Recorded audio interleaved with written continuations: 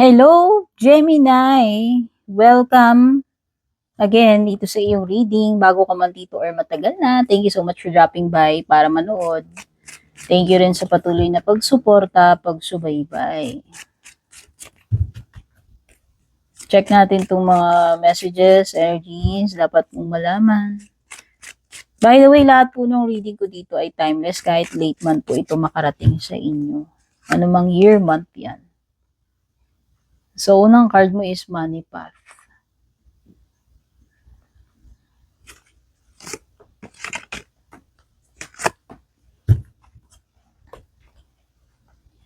Okay, so pag unahin ko na yung mga challenging cards kasi mas gusto ko inuuna yung mga hindi magandang hindi magandang balita. So ito, could be na merong some kind of disappointment or sadness na mag-uugat dahil sa loss or failure.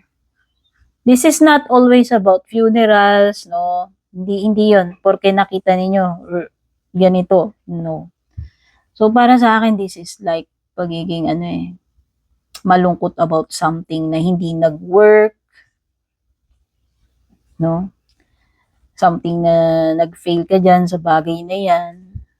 Pero it could also mean loss kung ano man itong whatever form of loss itong pwede mong ma-encounter this year. Ano pa? Ito pa, another challenging card. Lightning is something na nakakagulat eh. So para sa akin, may mga surprises dito, Gemini. Hindi ko lang masabi kung positive, negative to kasi pwede namang neutral yung mga energies dito. Basta meron lang something dito na mga panggulat para sa iyo wherein makokot ka off guard, no? So, parang tower. Expect na lang the unexpected. No? Kumbaga may mga surprises. Positive man yan or negative. So, ano to? Ant. Wow. Ant is, hard work. So, nakikita ko itong year na to, mag-work hard ka. Pero, alam mo yon, may mga ma-achieve ka. Okay? Andyan yung, dahil sa kasipagan mo, may mga ma-accomplish ka and hindi lang yon. Meron ka talagang mga success na maaaring matanggap mo dahil dito sa pagiging hardworking mo, kasipagan mo. So definitely with hard work you will be successful and meron kang achievement. Hindi lang 'yun when it comes to kaperahan. Andito rin yung money path para sa iyo. Okay? So nakikita ko na makakakita ka ng makakadiskarte ka eh. Makakadiskarte ka ng datung. Makakahanap ka talaga ng ways para ma-boost yung earnings mo, madagdagan yung kaperahan mo. Okay? Ayan, a path with money is waiting for you to find it. So meron ditong some kind of opportunity para para maka-earn ka ng mas marami, mas malaki. So para kasi sa akin, this is steady and stable flow ng kaperahan. Okay?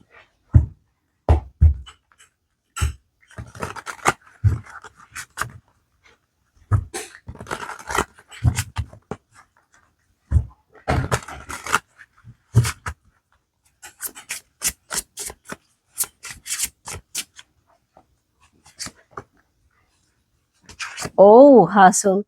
Lumitaw talaga yung hustle mode. Oh, ang ganda. This will be a very busy year for you, Gemini. No wonder, busy bee, tsaka masipag na ant ka. Kaya siguro, andyan yung money path para sa'yo. Kasi lumilitaw talaga dito, ang dami mong, hustle. Oo, bukod dun sa main na pinagkakakitaan mo, may mga susulpot ka pa sigurong makakadiskarte ka. Kasi nga makakahanap ka ng manipat, makakahanap ka talaga ng more ways para ano, ma, ma, ma, madagdagan yung ano mo, yung pagpasok ng pera this year. Ayan o, hustle mode. Busy-busy yan ka talaga, fully booked ka. Kaya kung ikaw ay may mga negosyo, services, or trabaho, asahan mo talaga. Kasi bukod dun sa main na source ng income mo, eh, baka madagdagan ka pa nga ng other sources of income. So, expect mo na talaga na ikaw ay fully booked, very busy, tsaka hustle mode ka talaga. So, more on nakafocus ka dun sa mga goals mo, achievement mo, success, sa kaperahan, yun yung more on nakikita ko rito, sa career mo or negosyo mo. Andito talaga yung nag-grind ka eh. Andito talaga yung ambitious drive, andito talaga yung determined effort. Okay? Ano pa? O, napakataas ng productivity mo. Kaya ngayon yung sinasabi ko, busy bee, masipag na langgam. At dahil doon ay mahahanap mo yung money path, magiging magaan at steady flowing yung kaperahan para sa iyo.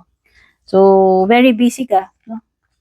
Oh, success on the calendar. Take note, dalawang cards na yung nagsasabi sa'yo ng success. Ano pa? Unbothered. Ang ganda talaga ng energy mo. Oh, kahit na merong mga chaos, toxicity sa kapaligiran mo, hindi ka magpapa-apekto.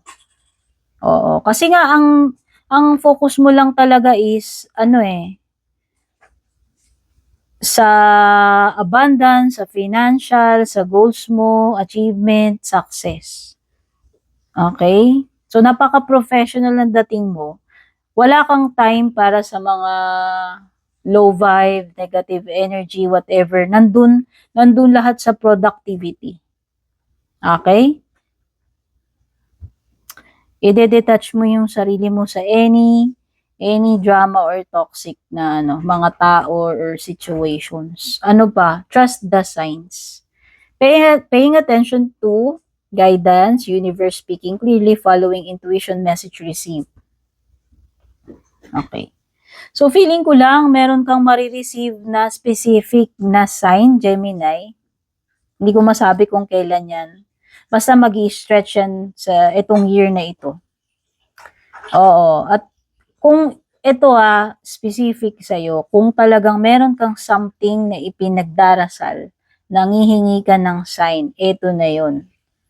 Merong some kind of confirmation kang marireceive. Sign or signal. Okay?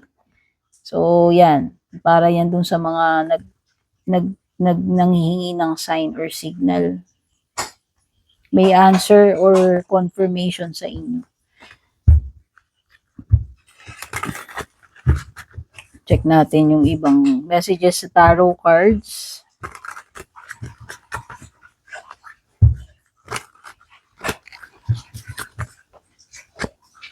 One, two, three. Okay, mga signs na lumilitaw dito sa cards sa reading mo na ito, pwedeng may Pisces, pwedeng may Taurus, Libra, pwede ring may Sagittarius. Ang ganda, you have the Empress talaga. Andito yung hitik na hitik, andito yung siksik, liglig, umaapaw, abundance, no? Comfortable, pagiging sheltered, comfortable. Sa tingin ko parang yun yung something related sa kaperahan mo. Oo. Kasi nga, gawa yan ng iyong pagiging masipag. And deserve mo yan, Gemini. So, nakikita, you are comfortable dahil yan sa iyong mga efforts. Tsaka sa mga hustle mo. Todo grind ka nga, di ba? So, nakikita ko yan dito. Mag-harvest ka talaga ng abundance and magagandang results according sa mga kasipagan mo, efforts mo. Ito yun. Ikaw na yung Empress. Masagana, komportable. kontento, happy, no?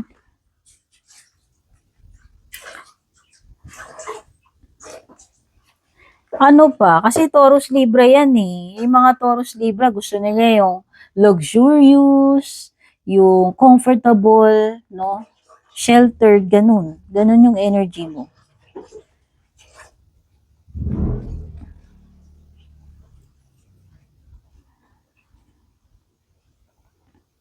Okay, ano pa?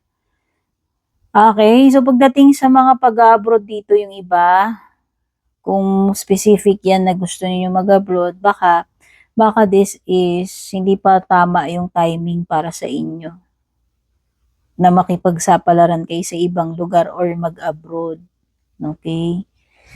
So, meron ditong something na mga mapuput on hold. Yan. Especially sa pag-alis, travel. Maliwanag yan dito sa dalawang cards natin. May mga delays. May waiting period with the Hangman, Three of Wands regarding traveling, going abroad.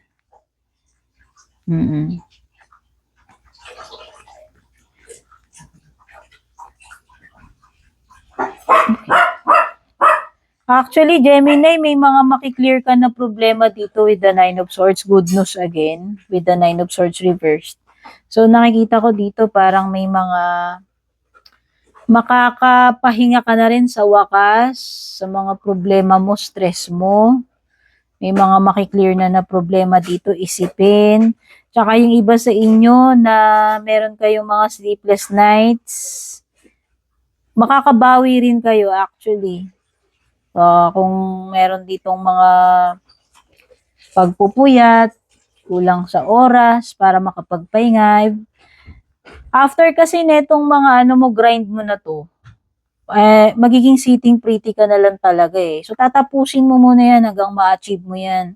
And eventually, makakabawi ka na rin, makakaluwag-luwag ka na. So, magkakaroon ka na rin ng time na, makabawi sa sarili mo. Makapagpahinga ka, makatulog ka, makapag-beauty rest ka naman, mapamper mo naman yung sarili mo.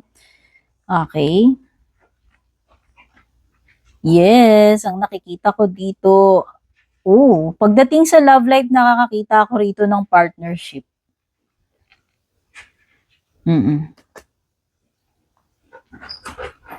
It could be a new relationship, pag-enter sa new relationship. For some of you. And binanggit ko na yung mga signs kanina. Pwede yung iba dito LDR, pero pwede rin namang hindi. Pero nakakita lang talaga ako dito na parang merong bagong makakakonect or pag-enter sa relationship.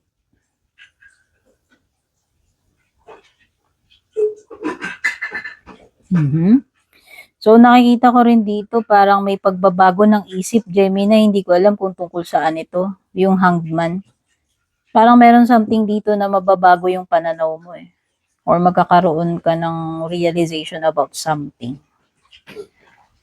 Okay, so far yan yung mga nahugot ko dito sa reading mo. Take care, God bless, babush.